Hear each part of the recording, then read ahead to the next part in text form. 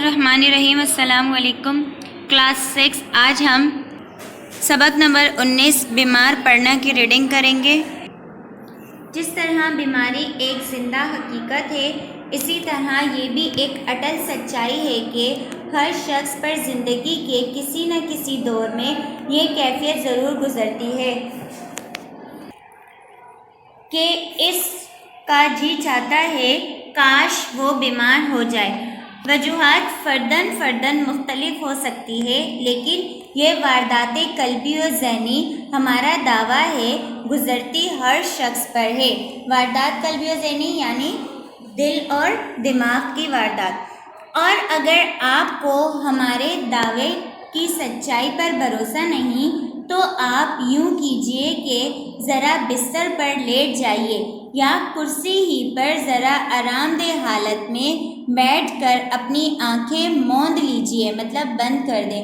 دماغ کو ذرا کھلا چھوڑ دیجئے اور ماضی کی طرف گردش ایام کو دوڑائیے۔ ہمیں یقین کامل ہے کہ آپ کو اپنی زندگی کا کوئی نہ کوئی لمحہ ایسا ضرور یاد آ جائے گا جب آپ اپنے اسکول کے سب سے جلالی استاد کا دیا ہوا گھر کا کام کرنا بھول گئے ہوں گے۔ جلالی یعنی سب سے زیادہ غصے والے۔ یا پھر کسی ایسے دن جب گھر میں آپ کے پسندیدہ مہمان آئے ہوئے ہوں گے اور آپ کو مجبوراً اسکول جانا پڑا ہوگا۔ اسی طرح کے ملتے جلتے واقعات اور بھی بہت قسم کے ہو سکتے ہیں۔ بہت سے ایسے پیچیدہ لمحات زندگی میں آتے ہیں جن کا حل بیماری کے علاوہ کچھ نہیں ہو سکتا۔ ہم آپ کو اپنی ایک کیفیت کا حال بتانا چاہ رہے تھے کہ ایک زمانہ تھا جب ہم بڑی شدت سے یہ دعا مانگا کرتے تھے کہ یا اللہ ہمیں کبھی بیمار کر دے۔ یہ وہ زمانہ تھا جب بقول کسے آتش، بقول کسے یعنی کسی کے کہنے پر، ابھی جوان نہیں ہوا تھا۔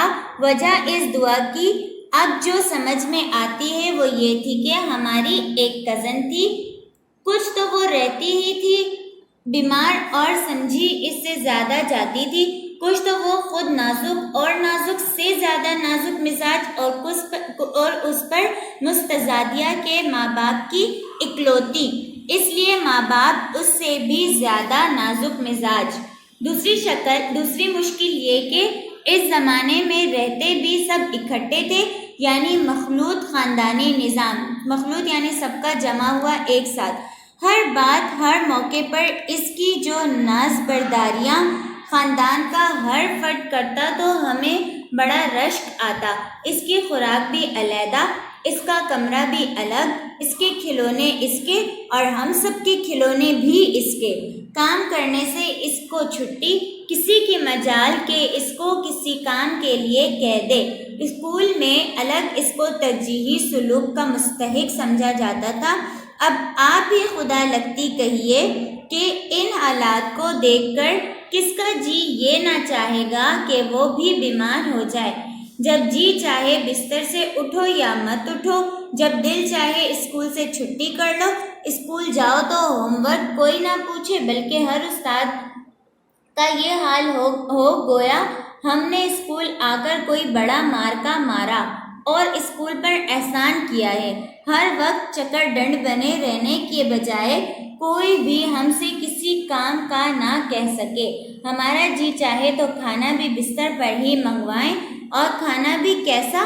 اپنی مرضی کے مطابق، جس چیز کو چاہیں کہہ دیں ہم نہیں کھاتے، اور پھر ہزار خوشامد کر کے اپنی کئی شرائط منوا کے کھائیں۔ مزیدار قسم کے پھل، غذا اور پھل وغیرہ ہر وقت موجود۔ کیا ہوا ایک دو مرتبہ کوئی کڑوی دوا آدھی نگل لی اور آدھی الٹ دی، یہ دیکھو کہ اس کے بدلے عیش کس قدر ہیں۔ پورے خاندان میں اہمیت مل رہی ہے، گویا کہ ہم کوئی مہمان خصوصی ہیں۔ تو صاحبو، ہم نے بھی اس زمانے میں بڑے ہی خشوع و خضوع سے اکثر خشوع و خضوع یعنی عاجزی و انکساری سے اکثر یہ دعا مانگی کہ کوئی چھوٹی موٹی بیماری اے اللہ ہمارے لیے بھی بھیج دے۔ تیری سرکار میں کس چیز کی کمی ہے، لیکن وہ خواہش ہی کیا جو پوری ہو جائے۔ انگریزی میں کسی نے کہا ہے نا کہ اگر خواہشات گھوڑے ہوتی تو آج ہر فقیر سوار ہوتا۔ کچھ یہی کیفیت ہماری بھی تھی کہ کرتے جلتے دعائیں مانگتے اور پھر اسی حال میں رہتے۔ دعا قبول ہو نہ تھی اور نہ ہوئی اور ہم یوں ہی بڑھتے رہے، بلکہ بڑھنے کے ساتھ ساتھ کام اور ذمہ داریاں بھی بڑھتی گئیں۔ وہ ہماری کزن اس عرصے میں اللہ کو بھی پیاری ہو گئی، مگر ہم کسی کو بھی پیارے نہ ہو سکے، بیمار جو نہ ہوئے۔ لیکن یہ بھی سنا ہے کہ اس کے یہاں دیر ہے اندھیر نہیں ہے۔ بہرحال اصل بات تو یہ ہے کہ دعا قبول ہوئی اور ہوئی لفظ بلفظ، یعنی دنیا والوں کے لیے چھوٹی موٹی بیماری۔ اب یہ تو جوتا پہننے والا ہی جانتا ہے کہ وہ چبھتا کس جگہ ہے۔ اس طرح یہ تو ہمیں ہی معلوم ہے کہ وہ بیماری چھوٹی موٹی تھی یا چھوٹی کم اور موٹی زیادہ تھی۔ ہم تو ان سب کو جو ہماری بیماری کو معمولی کہہ کر نظر انداز کرنے کی کوشش کرتے تھے، یہی کہہ سکتے تھے خدا تجھے کبھی نزلہ سے آشنا کر دے، مطلب تجھے بھی نزلہ ہو جائے، وہ اس طرح سے کہہ رہے تھے۔ جی ہاں، وہ دعا نزلہ کی شکل ہی میں قبول ہوئی تھی، اور اگر آپ انگلش میڈیم کے آدمی ہیں تو سمجھ لیجئے فلو ہو گیا تھا۔ معلوم نہیں آپ کو اس بیماری کا شرف مہمانداری کبھی نصیب ہوا ہے یا نہیں۔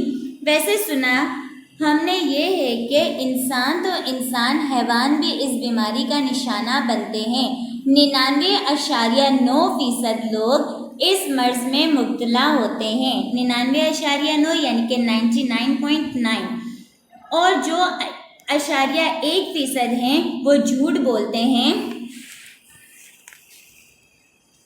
امیر غریب، شاہ و گدا، جمہور اور جمہوریت کہتے ہیں حکومت کو، کوئی بھی اس موذی مرض سے نہیں بچتا۔ اور لوگوں کی دیدہ دلیری دیکھیے، ہمیں کہتے ہیں کہ یہ معمولی بیماری ہے، حالانکہ ہم نے خود طب کی کتابوں میں اس بیماری کے متعلق پڑھا ہے بعد میں کہ یہ بیماری ام الامراض ہے، یعنی ساری بیماریوں کی جڑ یا ماں ہے۔ اب بتائیے، ایسی خطرناک بیماری کو معمولی کہا جا رہا ہے اور صاحب خطرناک ہونے کے ساتھ ساتھ انتہائی موذی اور نامراد۔ ہمارا تو یہ حال ہے، آنکھوں سے پانی محلے کی نالیوں کی طرح رواں، ناک میونسپلٹی کے نلکے کی طرح بند، بدن شہر کی سڑکوں کی طرح ٹوٹا ہوا، اور گلا ریل کی سیٹیوں کی طرح خراش، منہ کا مزہ حاکم کے مزاج کی طرح کڑوا۔ کھانا کھاؤ تو معلوم ہو ڈائننگ کار والے گھروں پر بھی کھانا سپلائی کرنے لگے ہیں۔